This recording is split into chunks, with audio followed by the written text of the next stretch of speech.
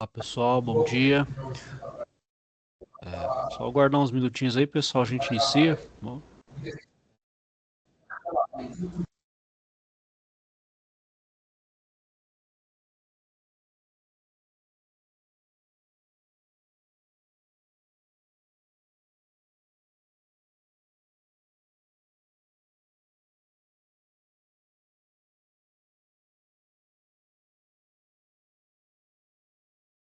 Para o microfone.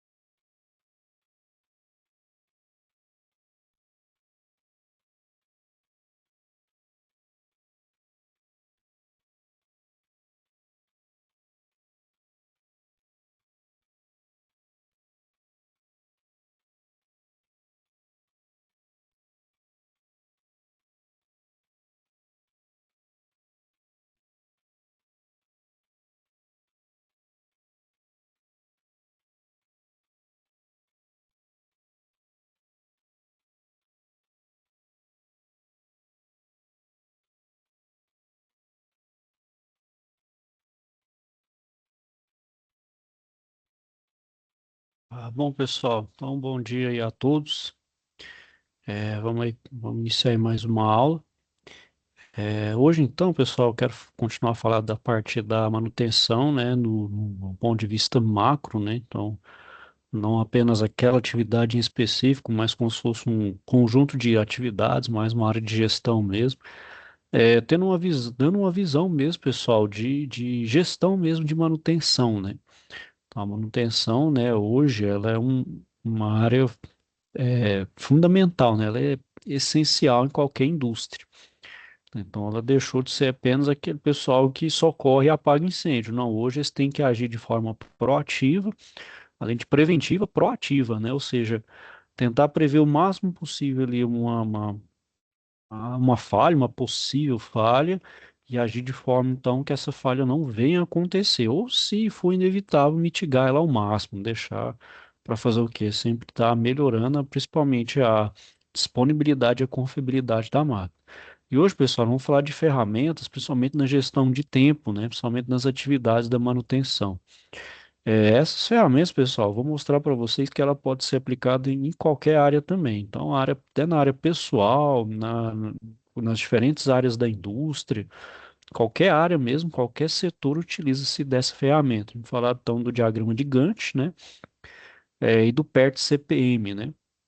Que é o método do caminho crítico. Vou detalhar mais para vocês aí dessas ferramentas. Então, pessoal, tudo que é relacionado ao tempo, né? Hoje, né? Nós estamos, hoje, óbvio, né, a gente é parametrizado no tempo, né? Então, tudo a gente faz com relação ao tempo, né? Então, seja uma tarefa, seja cumprir prazos, né? A nossa vida mesmo é parametrizada no tempo, né? Então, a gente vai ver como fazer, né? Organizar principalmente as atividades e isso especificado para dar manutenção é, nessas ferramentas. Então, é isso aí, pessoal. Quero passar um vídeo da indústria e logo em seguida a gente inicia a aula aí.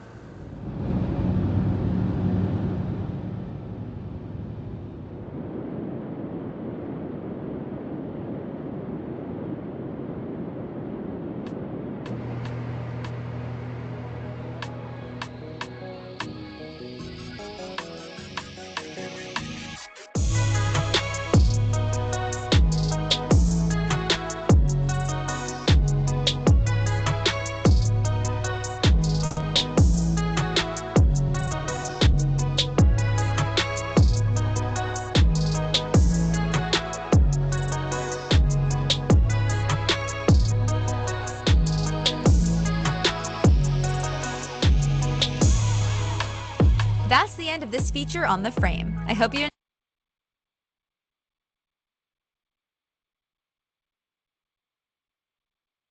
Pessoal, então vamos lá.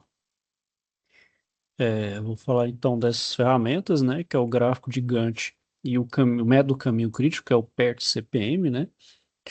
Bom, então o planejamento e o controle da manutenção, né, pessoal, o que que tem que atingir? A redução, né, em níveis aceitáveis, como eu falei, dos eventos imprevistos, né, que podem ocorrer no transcorrer, por exemplo, da execução de uma programação. Então, por mais que a gente programe e planeje, pessoal, nem tudo sai 100%. O que que a gente tem que tentar ver? Todos os caminhos possíveis, tentar, então, prever, né, minimamente, se determinada ali programação pode ter algum imprevisto e verificar quais são os caminhos possíveis. Por isso que chama de método do caminho crítico, né? Eu vou falar mais, eu vou detalhar ele mais, mas o que que é esse método do caminho crítico? Sempre olha para o pior cenário possível, né? Aquele mais pessimista, né? A gente primeiro olha aquele caminho mais rápido que ele fala, não, se como isso ocorre tudo bem, esse é o melhor caminho, mas a gente tem que olhar aquele que é mais crítico, que pode levar mais tempo. Então a gente tem que trabalhar sempre em cima desses, vamos dizer assim, indícios mais pessimistas, né? Então, na busca desse desvio mínimo, né, do que é do planejado e programado, né, então o ser humano, né, foi desenvolveu e desenvolve ainda, né, várias ferramentas gerenciais nessa parte, que é justamente do planejamento e controle, né? Isso aí, pessoal, é planejamento e controle, como eu falei, de qualquer área, né, da área pessoal até do projeto, da manutenção. Toda e qualquer área pode ser utilizada essas ferramentas. Indo para o nosso caso específico da manutenção, né, então precisa ter o conhecimento dessas duas aí, né? Essas ferramentas nasceram em épocas distintas, né, e hoje estão bastante populares aí no meio industrial, né? Então, eu falei, seja no gerenciamento de projetos ou no gerenciamento de tarefas e programas dos mantenedores, né, da manutenção. Então, é justamente o gráfico de Gantt e o PERT-CPM. Falar um pouquinho aí sobre o gráfico de Gantt, né, o seu contexto histórico, né, como ele surgiu, né? Então, no início do século XX, né, o norte-americano, né, o Henry Gantt, né, o discípulo do Taylor, né, que é o Taylor que propôs aquelas teorias da administração, né, principalmente na área industrial, né. Então, ele pegou, ele, como diz, bebeu muito dessa fonte do Taylor, né, da área de administração, né, da teoria da administração que chama de taylorista, né. Então, o que que o Gantt fez, né? Ele idealizou um sistema de planejamento e controle usando diagramas de barras, né? Então, quem já ouviu falar do gráfico de Gantt, é um gráfico, né, que utiliza é um gráfico no função do tempo que utiliza barras, né? Então, essas barras ali, ela estabelece durações, né? Então, na Primeira Guerra, ele foi aplicado o sistema em vários empreendimentos do Exército e da Marinha. E do sucesso, né? Eles viram que tiveram sucesso nessa aplicação. Então, ele foi popular, né? Então, no planejamento e programação e controle das tarefas. Então, nesse método desenvolvido por Gantt, a primeira ação a ser executada na elaboração do gráfico, né, é o levantamento, então, de todas as tarefas, né? Então, eu preciso saber, né, o tanto quanto possível as tarefas que são necessárias para realizar um trabalho, um determinado trabalho. Levantei as tarefas, então agora eu preciso indicar uma duração, né, estimar uma duração de cada uma delas. E essa estimativa, pessoal, ela tem que ser bem coerente e estudada, né? Então, assim, você pode ter, mas é a primeira vez, mas é um projeto totalmente novo, né? Ou seja, inovador, a gente não tem noção nenhuma. Então, o mais provável é que se cometa erros aí nessa elaboração desse gráfico de Gantt. Pode ser que ele não seja tão fidedigno quanto é na prática, né? Mas geralmente, pessoal, esses gráficos são estudados até por experiências anteriores, então na indústria vocês vão perceber que esses gráficos eles são muito já bem feitos, porque olha exemplos anteriores, olha exemplos da concorrência, né? É o que se pratica hoje, então hoje se consegue ter uma estimativa bem mais assertiva, dessas datas, né? Dessa duração das tarefas, né? Então, né, o que que acontece se ocorre o contrário, né? Se eu não tenho, por exemplo, se minha execução do trabalho teria um caminho totalmente do planejado, então vira um gráfico do caos, né? Fica totalmente bagunçado, totalmente fora do planejado. Bom, então aqui, pessoal, vamos imaginar uma ordem de manutenção que vise, então, as ações preventivas em gaveta elétrica, né? As gavetas que têm ali os componentes, né? Então, para melhor programação desse serviço, a gente lista, né, todas as tarefas a serem realizadas, estipulando seu tempo de duração, né? Então, ali, a primeira tarefa da sequência é, então aqui ela pode ser numerada de forma numérica ou alfabética, como está aqui. Então, vou descrever, mano. Então, a primeira tarefa é desligar o disjuntor geral. Então, essa tarefa, ela leva 30 minutos para ser realizada. Depois eu venho para a próxima, que é extrair uma gaveta e transportá-la até a bancada, mais 30 minutos. Depois, a terceira tarefa é inspecionar as conexões. Para essa tarefa, eu realizo ela em 1 hora. A outra tarefa é inspecionar a fixação dos componentes, mais 1 hora de duração para essa tarefa. A próxima tarefa é abrir o contator e limpar os contatos com borracha, substituí-los quando acabar a camada de platina. Então, para essa tarefa, mais 1 hora. A outra tarefa é medir continuidade das lâmpadas. Isso eu faço em 30 minutos. Medir continuidade do disjuntor, tanto geral quanto de comando, 30 minutos. Passar o pincel e aspirar com aspirador de pó, mais 30 minutos. Lubrificar as partes móveis quando estiverem secas, 30 minutos. Medir continuidade entre os terminais de entrada, 30 minutos. Transportar a gaveta de volta ao centro de comando de motores. CCMs é o centro de comando de motores, mais 30 minutos. E a outra tarefa é reinstalar a gaveta, mais 30 minutos. Então, cada tarefa, pessoal, eu consigo estimar aí, né, a sua duração. Bom, então, pessoal, eu consigo agora indicar, né, em cada tarefa qual que é a sua predecessora, ou seja, qual tarefa uma depende da outra para eu poder fazer o melhor sequenciamento, né, o melhor caminho, né?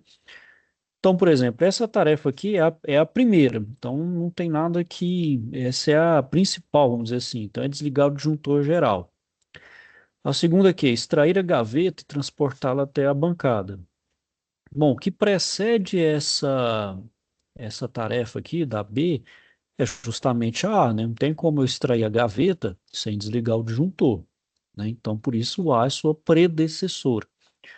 O outro é inspecionar conexões. Então, para inspecionar as conexões, eu preciso extrair a gaveta para verificar elas. Então, minha predecessora é a B. Juntamente aqui, ó, inspecionar a fixação, eu posso fazer de forma paralela. Então, predecessora dessa aqui, D, também é a B. Então, essas duas aqui, vamos dizer assim, eu posso fazer elas simultaneamente. A outra é abrir o contator e limpar os contatos com borracha, substituí-lo quando acabar a camada de platina. Então, da mesma forma, então a E eu só posso fazer depois de realizar a C e a D. A letra F é medir continuidade das lâmpadas, assim como medir continuidade do disjuntor. Então, essa aqui também eu posso fazer de forma simultânea, essa é a predecessora E, eu só faço após fazer a tarefa E. A próxima tarefa é o passar o pincel e aspirar com aspirador de pó. Então, pode ser, então após a tarefa F, né? Aqui tem a O, mas não tem a tarefa O aqui, né? Lubrificar as partes móveis quando estiverem secas, eu preciso só depois da H, né? Porque eu só consigo lubrificar se tiver o meu equipamento totalmente limpo, né? Medir continuidade entre os terminais de entrada, então faço isso depois de lubrificar, né? E depois transportar a gaveta de volta ao CCM. Faço isso e após realizar a tarefa J. E depois reinstalar a gaveta. Eu faço isso então após realizar a tarefa L. Então, isso aqui, pessoal, é verificar, ó, quais então qual tarefa precede a outra e quais eu ainda posso fazer de forma simultânea. Como a gente viu aqui, ó, A tarefa C e D eu posso fazer elas simultaneamente, assim como as tarefas F e G. Eu também posso fazer elas de forma simultânea. Então, com isso, eu consigo estimar mais ou menos o caminho que eu vou tomar, principalmente de tempo, né? Então, pessoal, você conhecer a minha tarefa, então eu vejo o tempo, ó. Então, por exemplo, eu estimo aqui, ó. Então, por exemplo, eu tenho 30 mais 30, 1 hora. Uma, duas, três, quatro, cinco, seis, sete horas e meia, tá vendo? Então, em 7 horas e meia eu faço todo esse procedimento aqui, né? Então, é dar uma visualização gráfica, né, da programação de serviço. Então, eu vou levar 7 horas e meia para fazer essa tarefa, que é o que? Esse serviço, que é justamente fazer a ação preventiva numa gaveta elétrica. Então, eu consigo aqui que é de meia hora, aqui que é de 1 hora. Bom, então, com isso, pessoal, tendo essa elaboração do gráfico, ó, eu vejo, então, ó, ela é uma, vamos dizer assim, um andamento no tempo, né? Então, uma observação do projeto, né? É, então, a gente pode acompanhar, por exemplo, os passos do serviço, né? Então, vamos supor aqui, ó, vamos supor que eu iniciei a minha tarefa, vamos usar esse mesmo exemplo, iniciei minha tarefa às 7 horas.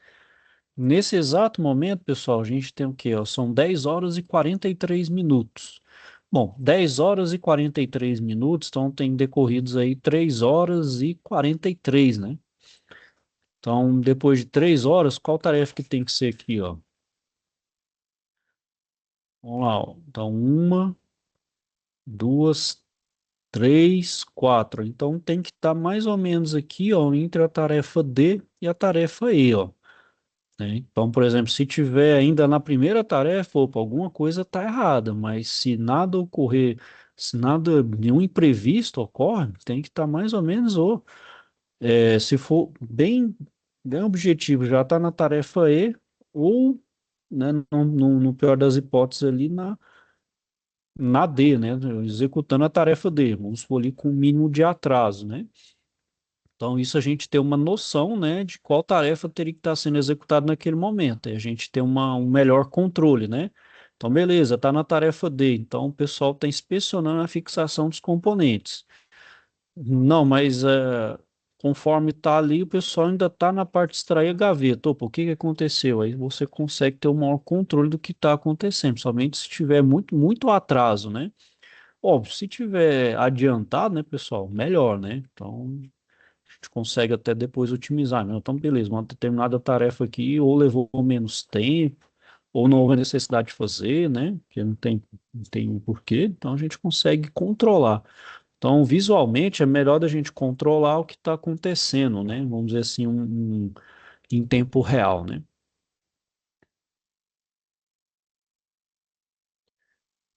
Como eu falei, né? Então a gente consegue acompanhar os passos do serviço. Então, aqui está em preto e branco, pessoal, mas cada um pode ser uma cor ali distinta, né? Ou pode até redesenhar, como eu falei, né? Mudança de dados ou até em atraso, né? Bom, no software, pessoal, tem muitos softwares aí, você pode fazer pelo Excel mesmo, criar um diagrama de Gantt, já tem modelos prontos, se quiser criar do zero também, é uma forma. Mas hoje a gente tem no próprio da Microsoft, a gente tem um MS Project que ele elabora ali, né, é um software para, principalmente na área de projeto. Então você pode destrinchar ali, né, colocar todas as tarefas do projeto e ele gera ali, né, você coloca os prazos, ele gera todo ali o seu diagrama de Gantt, né, aquilo que tem que ser feito, né. Bom, então uma de suas desvantagens amenizadas, né, com os programas de computador é a inexistência de qualquer interligação de tarefas, né? Então, por exemplo, ele só mostra de forma distinta cada tarefa, né, sequenciada. Porém, ele não consegue estabelecer, por exemplo, aquela dependência, por exemplo, das predecessoras, nesse caso aqui. Aí, nesse caso, a gente utiliza uma outra ferramenta, né? E alguns pontos também são observados, né, de desfavorecimento, né? Então, ele não mostra, né, essa interdependência e não apresentar as datas mais cedo de início, né, e a data mais tarde, né? Ou seja, não consegue, ou, vamos dizer, tentar ver um possível adiantamento ou um pouco mais de atraso, né? Além de não poder visualizar a folga das atividades, né? Então, por exemplo, não se considera ali questão de turno, né? Então, não leva em consideração turnos, folgas, né, prováveis faltas de o absenteísmo de colaborador, né, então ele não, ele, vamos dizer assim, ele passa despercebido nesses detalhes, né, que também faz a diferença em elaboração de cronogramas, né. Então, a gente tem um exemplo aí, né, pessoal. Bom, então para melhorar essa parte ali de interdependência, de coisa, também foi criado ali o PERT CPM, né, falar também um contexto histórico, né? Então, em 57, né, a Marinha então norte-americana, ela decidiu, né, construir um submarino nuclear, né, que é capaz então de lançar mísseis estando submerso, né? Então, ele colocou esse nome de Projeto Polaris, né? Bom, então, pessoal, eles entenderam que não era uma tarefa fácil, né? Até um vídeo aí que eu mostrei hoje é um submarino, vocês veem que não é tão simples, né? Na época, né, envolvia então cerca de 250 empreiteiras, né, cada um fazendo uma parte ali distinta do sistema, e mais de 9.000 subempreiteiras, então cada um fazendo uma partezinha menor ainda, né? Então também era a quantidade de fornecedores era altíssimos, né? Então o número de itens distintos a serem fabricados era a casa de 70.000 componentes, né? Então extremamente complexo, né? Então como lidar com essa logística, né? Por exemplo, 250 empreiteiras, 9.000 subempreiteiras fazendo 70.000 peças, né? Então, não era uma coisa tão simples, né? E na época, né, pessoal, tinha um fator preocupante, né? Então, era uma coisa que era problemático, né? Devido à tecnologia da época, né? Ainda não se ter esse entendimento de otimização dos projetos, era justamente o desvio, né? Desviava muito entre o que era planejado e o que era realizado, né? Então, naquela época, era uma coisa extremamente divergente, né? Então, se planejava uma coisa, mas estourava os prazos, né? O desvio era menor.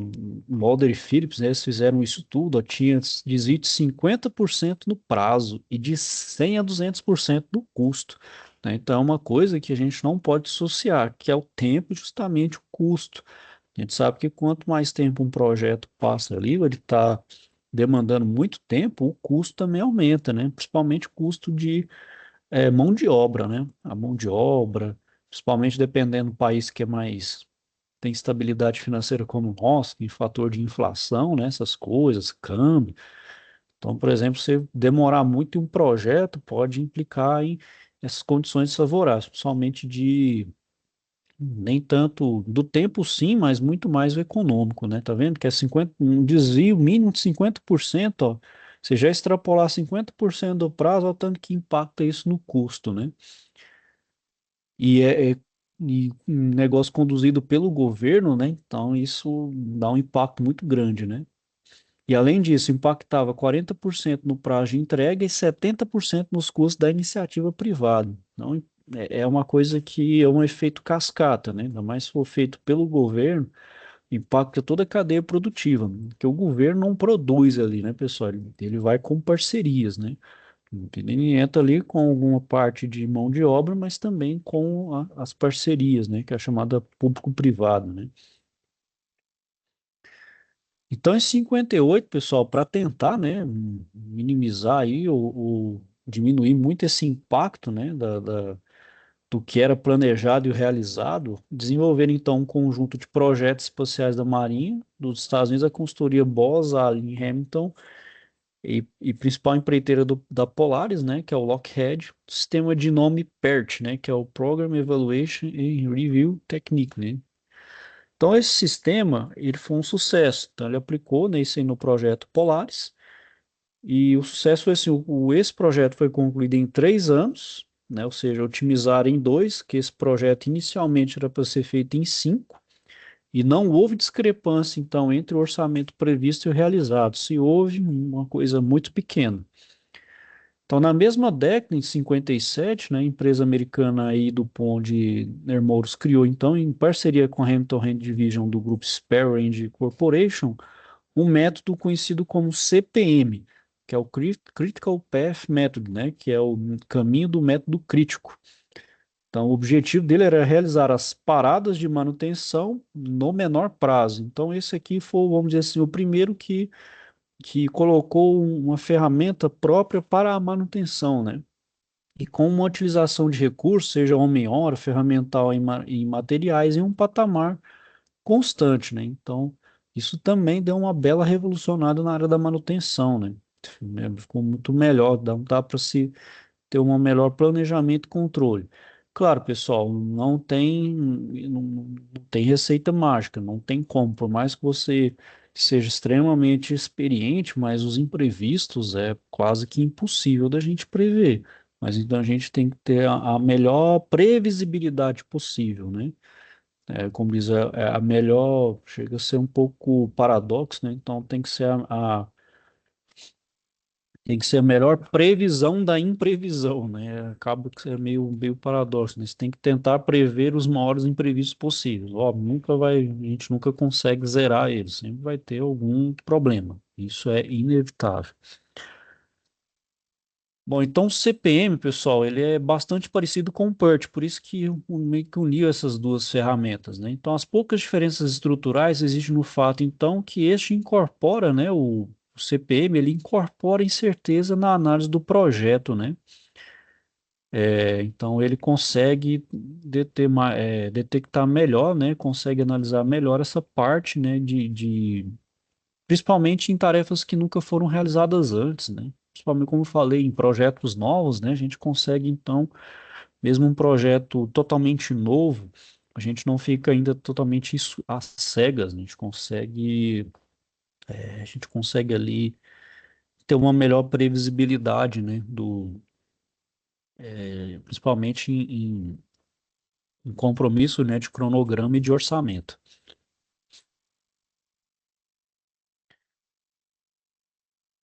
Bom, então, quando o outro então existiam no projeto aspectos probabilísticos, se aplicava o PERT, né? No caso da existência de aspectos determinísticos, aplicava o caminho crítico, né? Então, diante do empreendimento com ambas características, né, o recomendado era a utilização do método PERT-CPM, né? Então, uniu essas duas ferramentas que começou a acontecer então em 1962. Bom, então, pessoal, para a área da manutenção, o que que a gente precisa ter como base? Primeiro, a previsão, né? Então, para manutenção, prever é deter o conhecimento do que será executado para evitar falha, né? Então, são nossas pautas munidas com suas várias tarefas.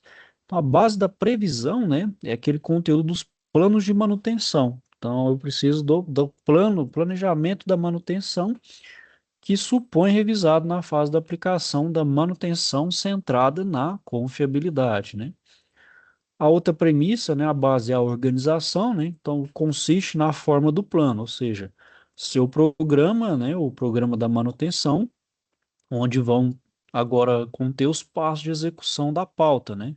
Então, quais são as tarefas que precedem uma da outra, o homem-hora previsto de cada especialidade, né? Como eu falei na aula passada, né? As especialidades para determinado tipo de tarefa ali, né? Tipo de execução de serviço, os materiais necessários, né? O ferramental e o tempo de duração de cada atividade. E também na fase de aplicação da manutenção centrada na confiabilidade, que esses dados, então, são revisados. A outra base é o comando, né, pessoal? Então, aqui é a execução de fato, né? Que é o trabalho de campo programado, gerenciado por um gestor, né, um supervisor da manutenção, que vai balizar pelo planejamento realizado. Então, agora é de fato a mão na massa, né? Feito toda essa parte da previsão e da organização, agora de fato se executa. Executou, pessoal, então ao mesmo tempo que executa, a gente coordena, né? Faz a coordenação. Então, é acompanhar o andamento das atividades, né?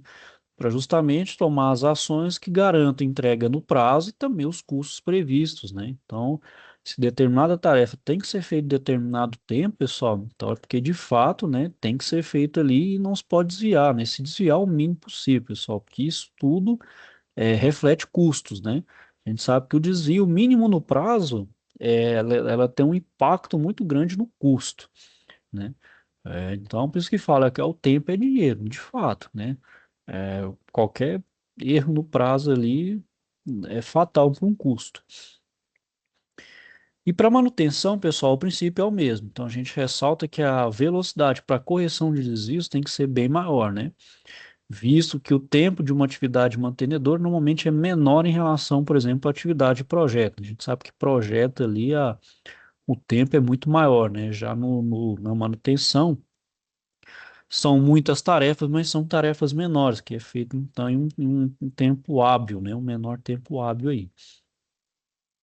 Outra parte é o controle, né, pessoal? Né, a base também, né? Então, né, consiste na auditoria do planejamento e controle da manutenção, que é verificando através dos índices de manutenção a eficiência do planejamento e execução, né?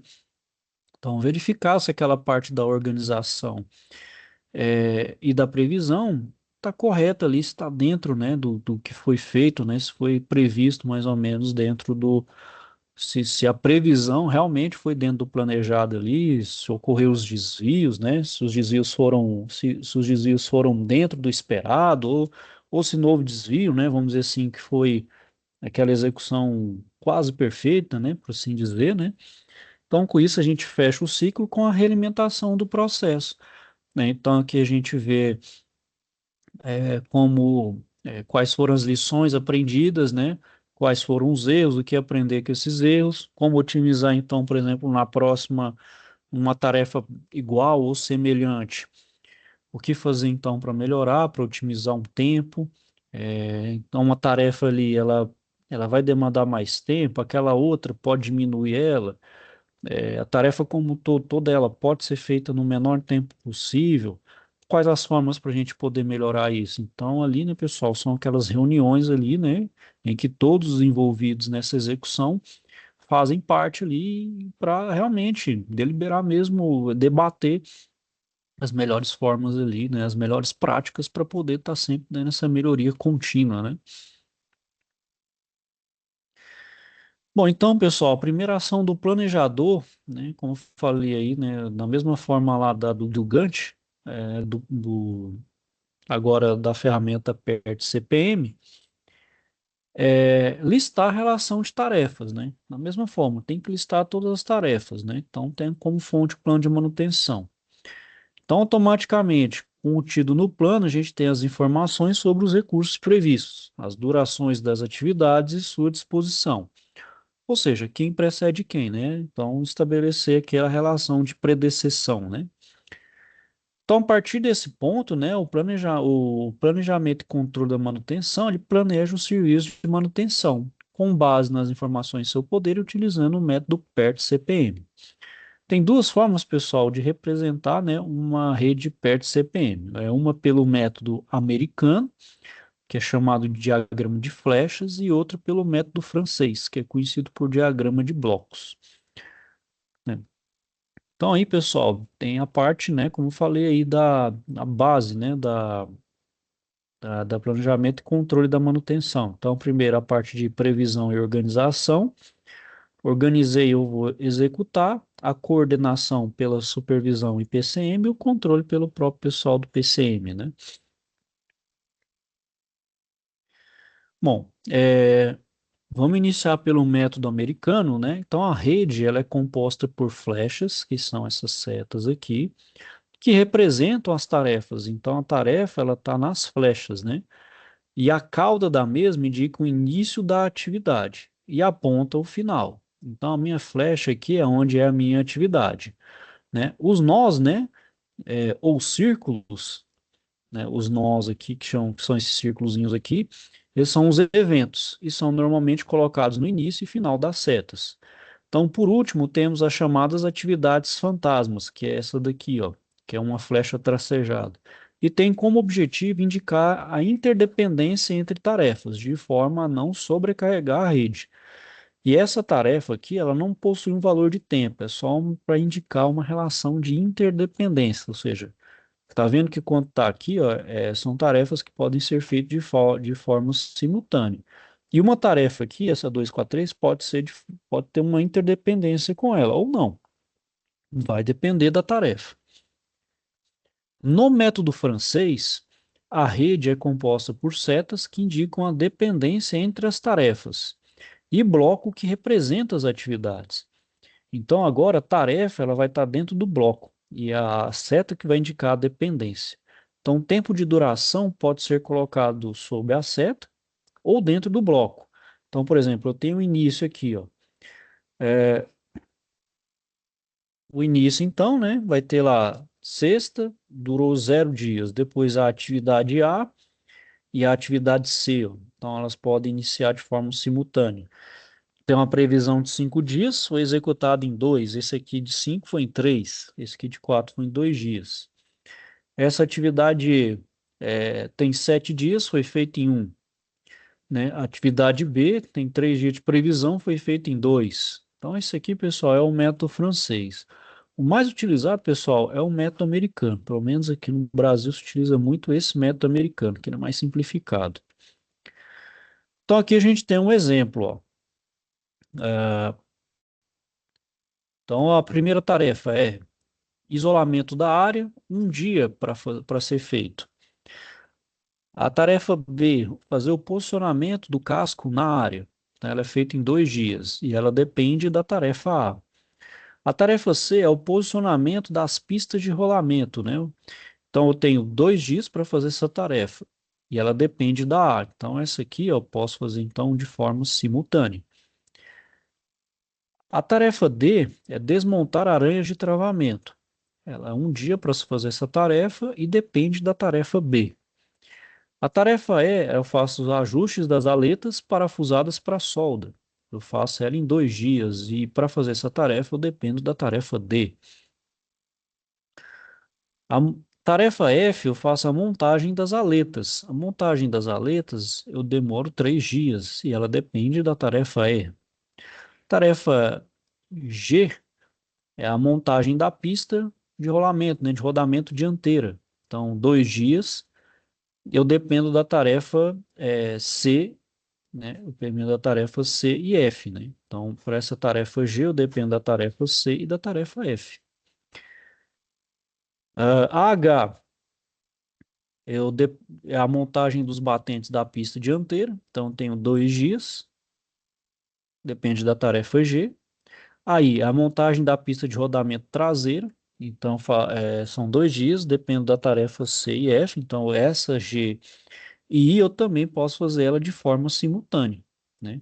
Tá vendo? Ó? Então, C e F, C e F, como elas têm a mesma dependência, eu posso fazer elas de forma simultânea. A outra é a montagem dos batentes da pista traseira, depende da tarefa I. A L é a montagem dos anéis de selagem, então dependo da tarefa H e da tarefa J. E depois eu faço a liberação do secador, né? Que depende da tarefa L. Ela faz em um dia. Então aqui, pessoal, eu consigo, ó, fazer a montagem. Então, por exemplo, a tarefa A, ó, um dia. Agora, da tarefa B, ó, elas são 2 dias, assim como da letra C, ó, e elas podem ser feitas simultâneas.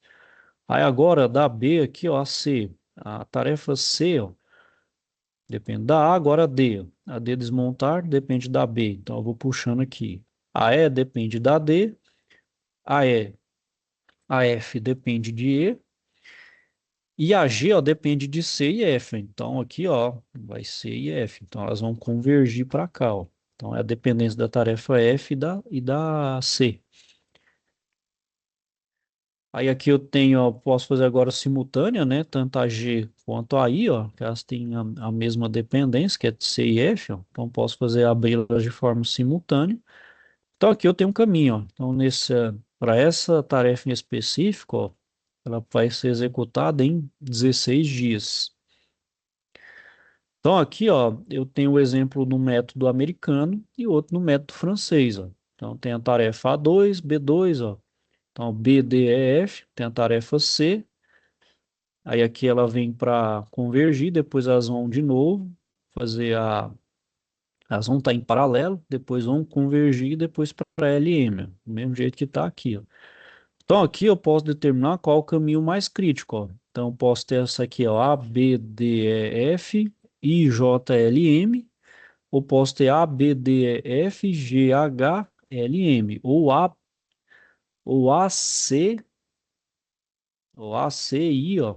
Então aqui, ó, eu tenho um primeiro caminho, ó, que é a ACGHLM, ó. Então é a ACG, ó.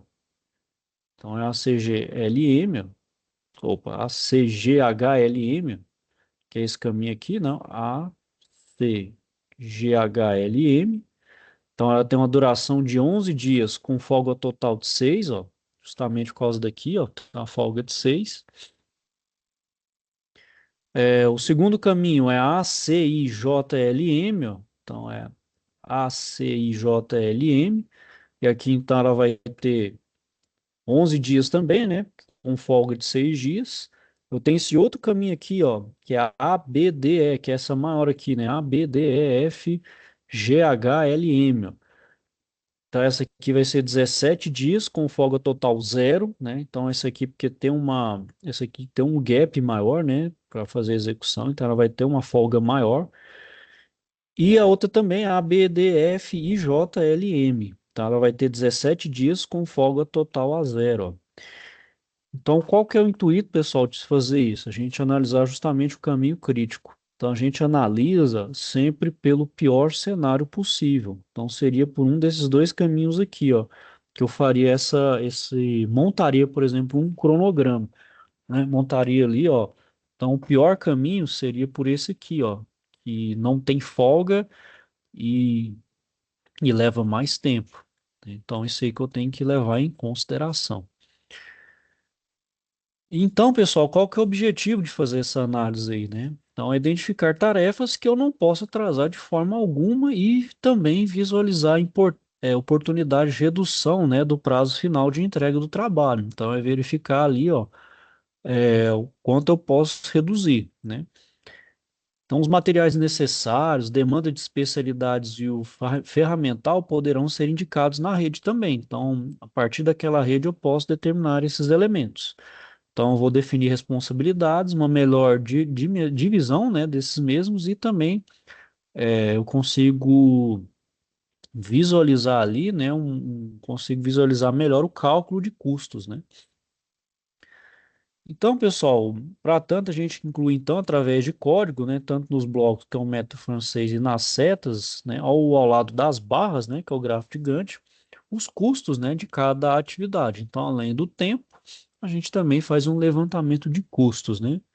É, e o custo, pessoal, da mesma forma da previsão de tempo. O custo, você também faz uma análise financeira, também analisando os piores casos, né? Vamos dizer assim, o caso mais pessimista. É claro, a gente não consegue também ter uma dimensão exata do custo, então vai ter algum desvio. Isso também é inevitável. O que a gente tem que fazer é tentar chegar ao tanto quanto possível que a gente vai ter de custo, né? Até para não ter sustos e nem ali sustos ali para a gente falar, poxa, com um custo baixo, parece que triplicou o custo, o que que será que aconteceu, né? Será que foi por atraso? Será que não estimamos corretamente? Então, ter isso em mente, né? Ok, pessoal, é isso aí que eu queria falar com vocês hoje. Tem que falar alguma coisa? Dúvidas? Ok, pessoal. Bom, então é isso aí. Amanhã, pessoal, amanhã não vou ter, vamos lançar a matéria nova aí. Vou deixar aí também mais um tempo disponível para vocês colocar as atividades em dia. Mas de qualquer forma, eu fico online para tirar a dúvida de vocês. Tá ok, pessoal? Bom, então é isso aí. Vou encerrar a aula aqui por hoje. Vou desejar a todos aí um bom dia. Ok? Fiquem então todos com Deus e até a próxima. Tchau, tchau, pessoal.